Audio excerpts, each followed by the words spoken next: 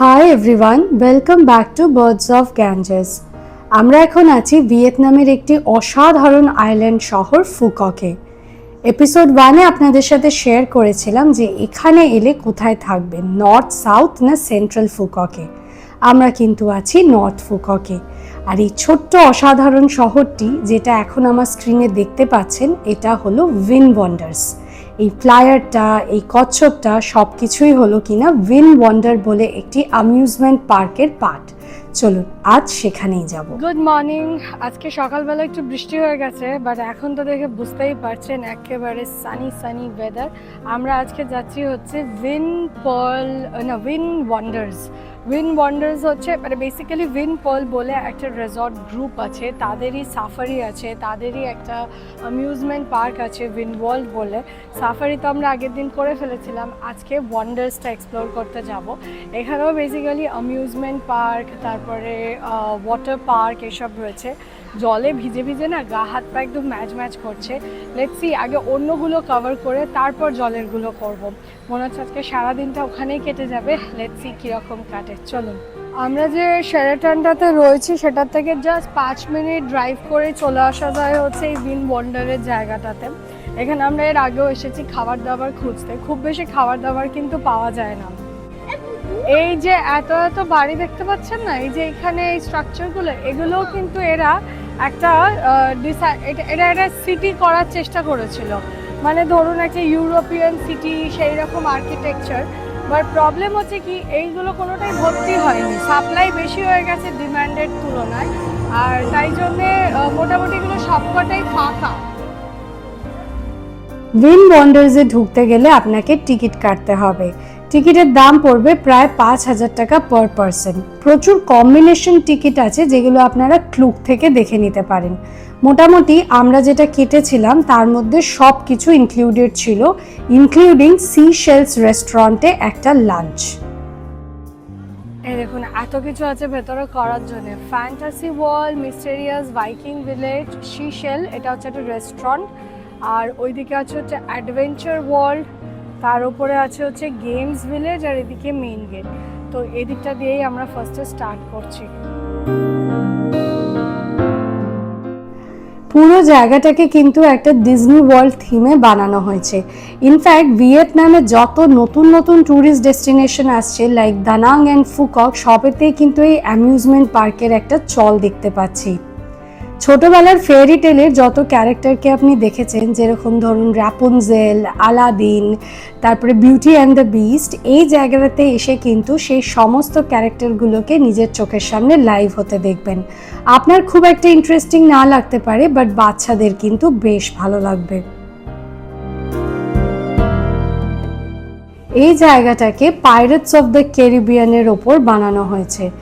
বেশ সুন্দর জায়গাটা। গরম, বাপরে বাপ, ভেতরে এসে ভাল লাগছে। আমরা এখন আছি হচ্ছে আলাদিন ক্যাসেলের ভেতরে। ভেতরকার ইন্টেরিয়ার আর আসবাবপত্র দেখে কিন্তু আপনার একদম মুভিটার কথা মনে পড়ে যাবে। এছাড়াও একটা 3D শো হয় এখানে, যেটা কিনা ওই টাইম মেশিনের মতন, বেশ এক্সাইটিং। এইটা কিন্তু একদম মিস করবেন না, শো এর কিন্তু টাইম আছে। আলাদিনের একটা 4D শো আছে, সেটা অসাধারণ। মানে কোনো 3D গ্লাস লাগবে না বা চশমা পড়তে হবে না, but you will enjoy that. ভীষণ সুন্দর। ক্যামেরা বা ফোন সেখানে অ্যালাউড ছিল না, তাই জন্য ভিডিও করতে পারিনি। প্রত্যেক আধ ঘন্টা অন্তর শোটা হয় এই ফ্যান্টাসি পার্কে। আপাতত সেটাই সবচেয়ে বেশি ভালো লেগেছে। টিকিটের মধ্যে যদি এই জায়গাগুলো ইনক্লুডেড না থাকতো, আমি হয়তো আলাদা করে কোনোদিন ঘুরতে আসতাম না। বিকজ বেড়াতে এসে ডিজনি ওয়ার্ল্ড দেখবো, আমার এরকম ইন্টারেস্ট কখনো হয় না।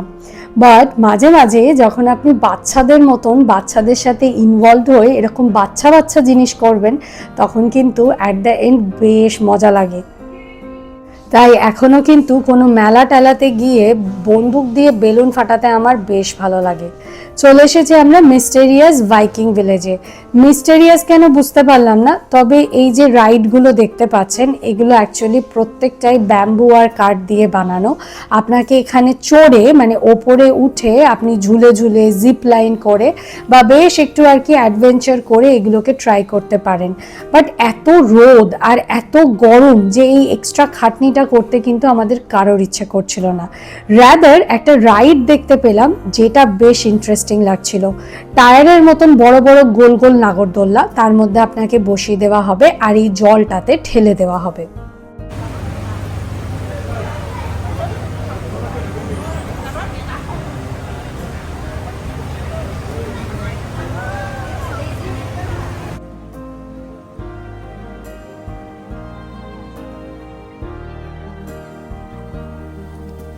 এমনিতে কিন্তু রাইডটা একদম সাধারণ, বাট যখন আপনি শেষের দিকে চলে আসবেন এইভাবে জল দিয়ে আপনাকে ভিজিয়ে দেওয়া হবে। এটা কেন করেছে ভগবানই জানে। আর সবচেয়ে বেশি ভিজেছিলাম হচ্ছে আমি। নেক্সট ডেস্টিনেশন হলো সি শেল রেস্টুরেন্ট বা অ্যাকোয়ারিয়াম, আর আছে হচ্ছে টাইফুন ওয়ার্ল্ড। চলুন আগে সি শেলসের দিকে যাওয়া যাক। এটা হলো সেই কচ্ছপটা যেটা কিনা ওপরের ড্রোন থেকে আমরা দেখতে পেয়েছিলাম। জায়গাটা কিন্তু বেশ ম্যাজেস্টিক, তাই না বলুন?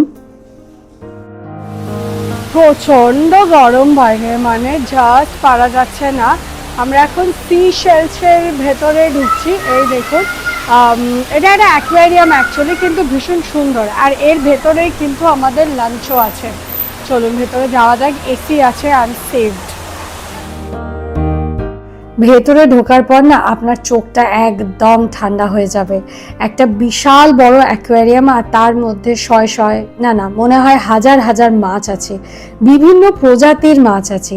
এই বড় অ্যাকোয়ারিয়ামটা ছাড়াও কিন্তু ছোট ছোট অ্যাকোয়ারিয়াম আছে যেগুলো জাস্ট অসাম। বিভিন্ন ধরনের জেলিফিশ দেখতে পাবেন এখানে, যেগুলো আমি চোখের সামনে তো কোনো দিন ন্যাচারাল এনভায়রনমেন্টে দেখে উঠতে পারিনি। জানি না কোনো দিন যদি স্কুবা ডাইভ করতে পারি তাহলে নিশ্চয়ই এদের সাথে পরিচয় হবে। আপাতত অ্যাকোয়ারিয়ামে দেখেই মন ভরাচ্ছি। দারুণ সুন্দর, দারুণ, কি যে ভালো দেখতে লাগছে না। সিঙ্গাপুরেও আছে এরকম একটা, সিঙ্গাপুরেরটাও সুন্দর, বাট জানি না কেন এটা বেশি সুন্দর লাগছে, খুব সুন্দর।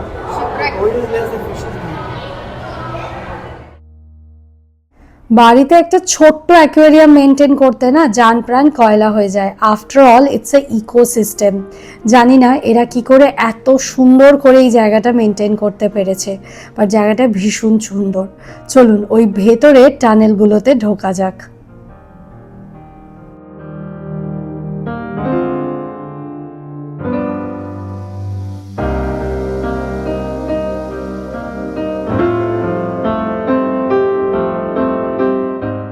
মানুষের বাইরের পৃথিবীটা কি সুন্দর না, কি স্নিগ্ধ। কোনো মেকআপ করার প্রয়োজনই নেই। যতই দেখছি মনে হচ্ছে চুপচাপ এক দৃষ্টে দেখতে থাকি। জায়গাটাতে প্রচুর লোকজন আছে, তাই জন্য আশেপাশে কিন্তু প্রচুর হই হট্টগোল। বাট যদি একটু চুপচাপ শান্ত মনে এই জায়গাটাকে দু চোখ ভরে দেখতে থাকেন, আমি শিওর আপনার একটা মেডিটেশন সেশন হয়ে যাবে।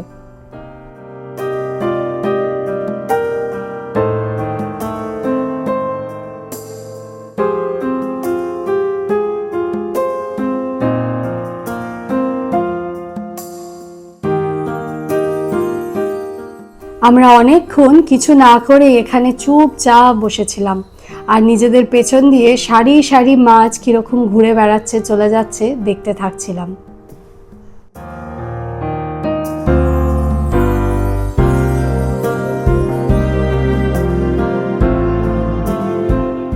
এরপর নেক্সট যে সেকশনটা সেখানে আছে হচ্ছে কিউট কিউট পেঙ্গুইনস। চলে যা চলে যা।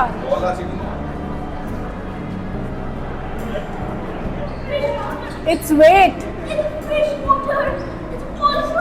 No, it's not fish water. ওটা কনডেন্স ব্যাক করেছে। ঠান্ডা ঠান্ডা, ওই জলটা গরম ভেতরে, আর এইটা কনডেন্স ব্যাক করেছে।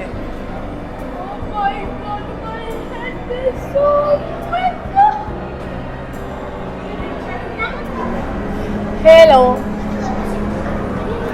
হ্যালো।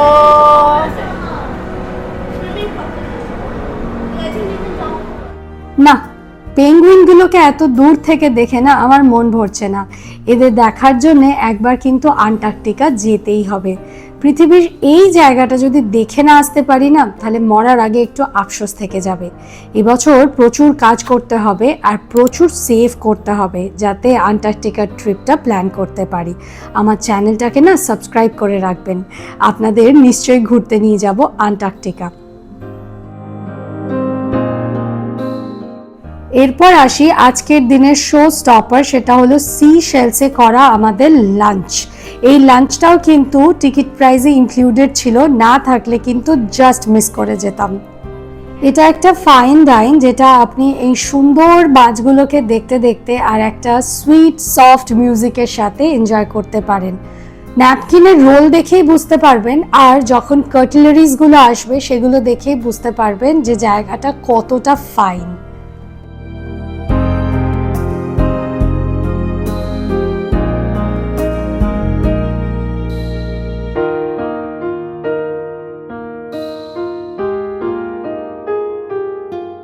এটা একটা 5 কোর্স মিল ছিল, অনেকটা ইউরোপিয়ান এবং ওয়েস্টার্ন ধাঁচের। শুরু হলো হচ্ছে ব্রেড বাটার দিয়ে, আর তারপরে চলে এলো হচ্ছে ড্রিঙ্ক কিন্তু আপনি নিজের মতন চুজ করতে পারবেন। অ্যালকোহলিক ড্রিঙ্ক নয়, নন অ্যালকোহলিক।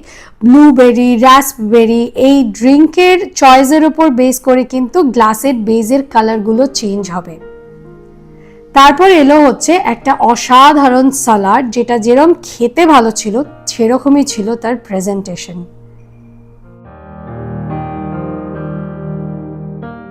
নেক্সট ছিল হচ্ছে পামকিন স্যুপ। পামকিন স্যুপের ডেকোরেশনটা দেখেছেন, একদম প্লেটের সাথে ম্যাচ করিয়ে দেওয়া হয়েছে।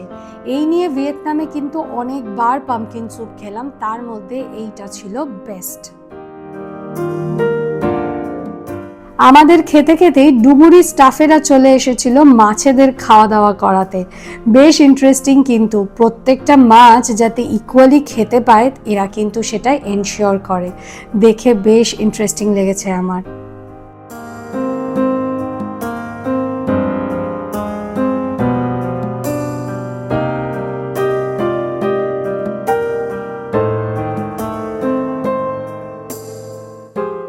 মেইন কোর্সে কিন্তু একটা ননভেজ বিফ আর ফিশের মধ্যে অপশন ছিল।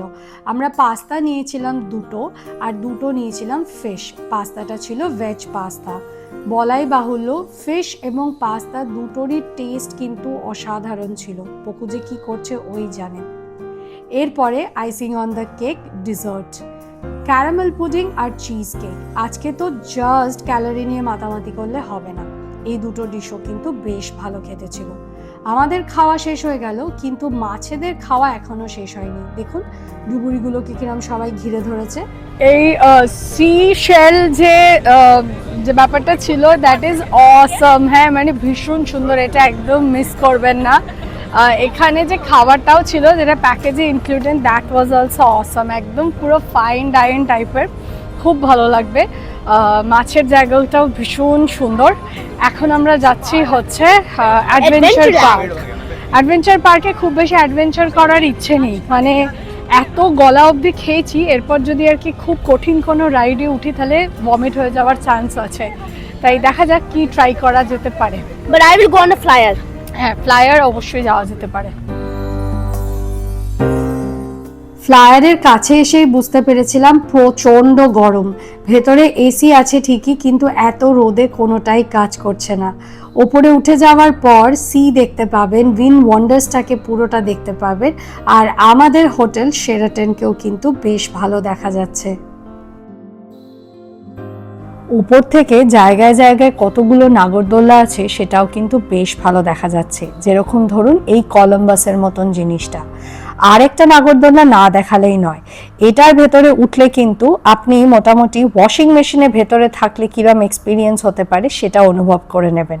আমি একটু ফাস্ট ফরওয়ার্ড করে দিচ্ছি, স্লো মতেও কিন্তু আপনাকে বমি করানোর জোগাড় হতে পারে।